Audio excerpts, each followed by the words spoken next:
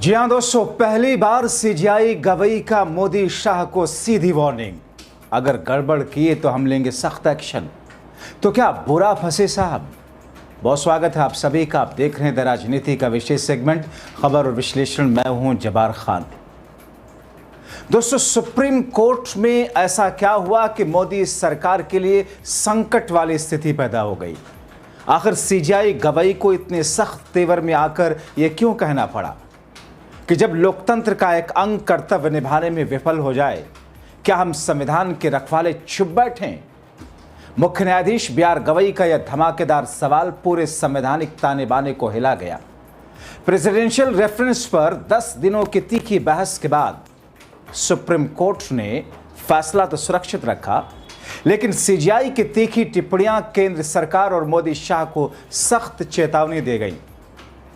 कल्पना कीजिए, जरा सोचिए, राज्य विधानसभाओं के विधेयक वर्षों तक गवर्नरों के डेस्क पर धूल खाते रहे और लोकतंत्र का संरक्षक सुप्रीम कोर्ट हाथ पर हाथ धरे बैठा रहे। ऐसा तो हो नहीं सकता ना। तो सुप्रीम कोर्ट भी चुप नहीं रहा। सीजीआई ने साफ साफ कह दिया, मैं सार्वजनिक रूप से कहता हूं कि मैं शक्तियों के अलगाव के सिद्धांत में पूरा विश्वास रखता हूं। हालांकि न्यायिक सक्रियता होनी चाहिए, लेकिन इसे न्यायिक दुस्साहस में नहीं बदलना चाहिए। लेकिन साथ ही अगर लोकतंत्र का एक पक्ष अपने कर्तव्यों का निर्वहन करने में विफल रहा, तो क्या संविधान का संरक्षक न्यायालय शक्तिहीन होकर के चुप होकर के बैठा रहेगा।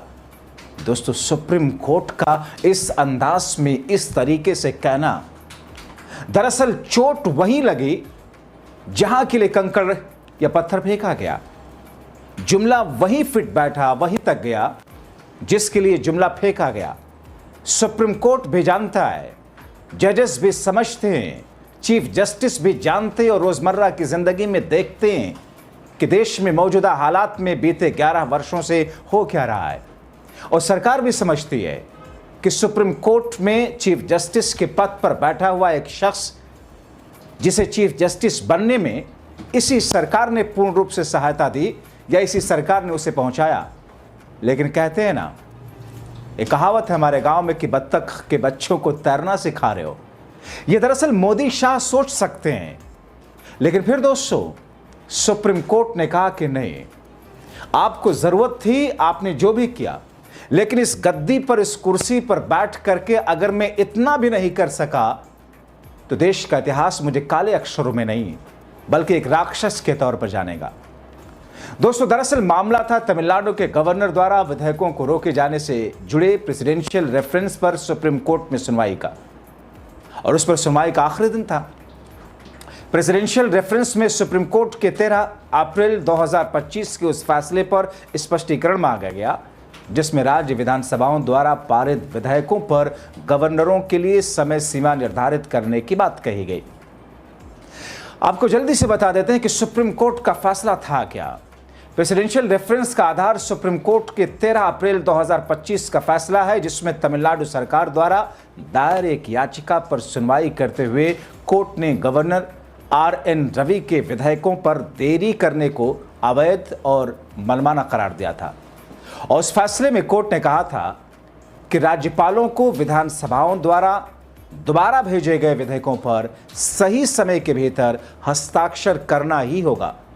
इस फैसले ने पहली बार गवर्नरों और राष्ट्रपति के लिए विधेयकों पर कार्रवाई करने की समय सीमा को न्यायिक रूप से लागू करने की बात कही थी।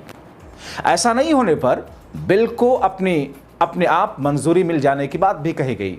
दोस्तों, प्रेसिडेंशियल रेफरेंस के तहत सुप्रीम कोर्ट से 14 सवालों पर स्पष्टीकरण मांगा गया। अब सोचिए, सुप्रीम कोर्ट संविधान के संरक्षण की तरह है, संवैधानिक व्यवस्थाओं का रखवाला है, और जब सरकारें सुप्रीम कोर्ट और सीजीआई के इस निगहबानी वाले अंदाज से परेशान होती हैं, तो फिर चोर दरवाज़ा ढूंढती हैं। चोर दरवाज़ा ढूंढा गया और उस चोर दरवाजे से राष्ट्रपति के माध्यम से 14 सवालों को सुप्रीम कोर्ट के चीफ जस्टिस के टेबल पर पहुंचा दिया गया और स्पष्टीकरण मांगा गया, जिसमें मुख्य रूप से पूछा गया कि क्या कोर्ट संवैधानिक प्राधिकारियों, राष्ट्रपति और गवर्नरों को विधेयकों पर कार्रवाई करने के लिए समय सीमा तय करने का निर्देश दे सकता है। दो चीजें दोस्तों, सुप्रीम कोर्ट ने जो आदेश दिया उसमें राज्यपाल या राष्ट्रपति को आपत्ति किस बात की थी?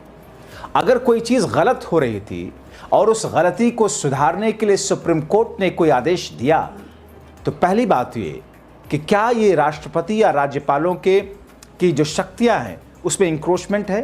बिल्कुल भी नहीं। क्या राष्ट्रपति देश के सर्वोपरि हैं?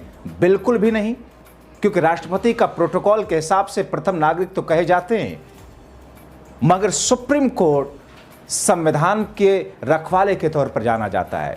सुप्रीम कोर्ट संविधान का संरक्षक है और ये देश रूल ऑफ लॉ से चलता है। इस देश में संसद बड़ा नहीं, इस देश में राष्ट्रपति बड़े नहीं, गर्चे प्रथम नागरिक के तौर पर जाने जाएं। मगर दोस्तों आप देखें, बड़े तो प्रधानमंत्री हैं, लेकिन प्रोटोकॉल के हिसाब से राष्ट्रपति और उसके बाद उपराष्ट्रपति। प्रोटोकॉल में तीसरे नंबर पर प्रधानमंत्री का नाम, प्रधानमंत्री के पोर्टफोलियो आती है। अब ऐसे में सुप्रीम कोर्ट जो संविधान से भी एक मायने में, जो संसद से भी एक मायने में सर्वोपरि है और सभी से, क्योंकि देश संविधान से चलता है और संविधान की रक्षा, उसकी रखवाली, उन तमाम चीज़ें सुप्रीम कोर्ट करता है आखिरी स्टेज पर। दोस्तों आपको सुप्रीम कोर्ट और सीजेआई गवई की कुछ सख्त टिप्पणियों के बारे में बताते हैं। सुनवाई के अंतिम दिन मुख्य न्यायाधीश बीआई गवई ने कहा कि अगर लोकतंत्र का एक अंग अपने कर्तव्यों का निर्वहन करने में नाकाम हो तो क्या संविधान का संरक्षक होने के नाते सुप्रीम कोर्ट खुद को, सीजेआई गवई खुद को संविधान के संरक्षक के तौर पर कह रहे हैं इस फैसले में। उन्होंने कहा कि संविधान का संरक्षक होने के नाते सुप्रीम कोर्ट शक्तिहीन होकर चुप बैठेगा, हरगिज नहीं। जस्टिस सूर्यकांत ने साफ किया कि कोर्ट इस मामले में केवल सलाहकारी भूमिका निभा रहा है। हम अनुच्छेद 143 के तहत सलाहकारी क्षेत्राधिकार में हैं, ना कि अपीलीय। हम केवल कानून की व्याख्या करेंगे।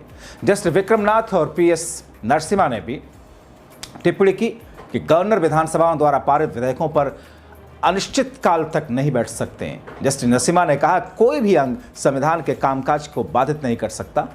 मगर दोस्तों सुप्रीम कोर्ट में मोदी सरकार की तरफ से जो थथरई की गई उसे आप देखिए, मजा आएगा आपको लगेगा किस तौर पर लोग कुतर्क करते हैं, किस तौर पर, क्योंकि दोस्तों हर पहलू के, हर चीज के दो पहलू होते हैं, जिसमें दो लॉजिक होते हैं। एक लॉजिक तथ्यात्मक होता है, फैक्ट के आधार पर होता है, जो सत्य होता है। दूसरी तरफ भी लॉजिक होते हैं जो तथ्यात्मक नहीं होते हैं। आपको ऐसा लगता है कि हाँ यार फैक्ट तो लग रहा है, लेकिन उसको शब्दों की, खूबसूरत शब्दों की चाशनी में लपेटकर इस अंदाज में पेश किया जाता है कि मानो वही सच हो।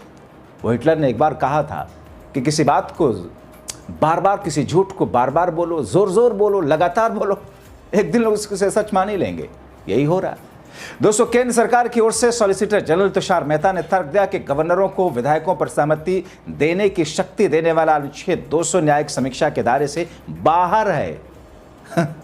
दायरे से बाहर कर दिया इन्होंने।